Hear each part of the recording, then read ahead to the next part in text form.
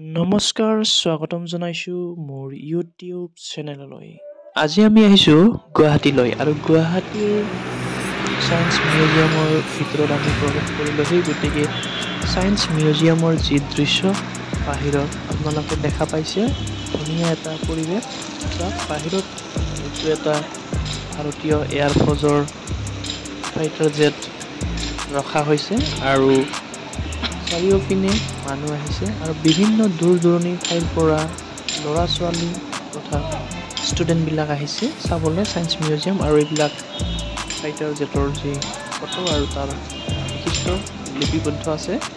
আৰু এইটো আমাৰ অসমৰ কিছুমান বৰেণ্য ব্যক্তিৰ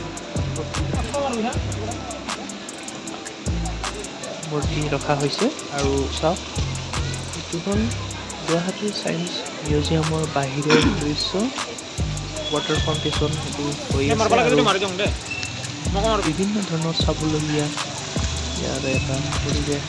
আৰু বিভিন্ন ঠাইৰ পৰা স্কুলৰ কলেজৰ পৰা ল'ৰা ছোৱালীক আনি ইয়াতে ছায়েন্সৰ বিষয়ে মানুহক যি কিউৰিঅচিটি সেইটো দেখুৱাব বিচাৰে। আৰু চাওক, বহু মানুহ পাৰ্কৰ ভিতৰত আহিছে আৰু ভিতৰত আমাৰ সায়েন্স মিউজিয়ামৰ ভিতৰত এটা কেমেৰাৰ এলাও নাই, গতিকে আমি ভিতৰত কেমেৰা নিয়া নাই। গতিকে বাহিৰৰ দৃশ্যই আপোনালোকে উপভোগ কৰক। যেতিয়া আপোনালোকৰ ল'ৰা ছোৱালীবিলাকক লৈ আহে তেতিয়া নিশ্চয় আপোনালোকে ভিতৰত গৈ কেনে চাব। চাওক, মানুহবিলাক ইয়াতে আছে ৰখি আৰু দৃশ্য উপভোগ কৰি আছে। ধুনীয়া এটা পৰিৱেশ গুৱাহাটীৰ খানাপাৰা স্থিত আমাৰ সায়েন্স মিউজিয়ামত আপোনালোকে আহিব আৰু বিভিন্ন বস্তু দেখা পাব।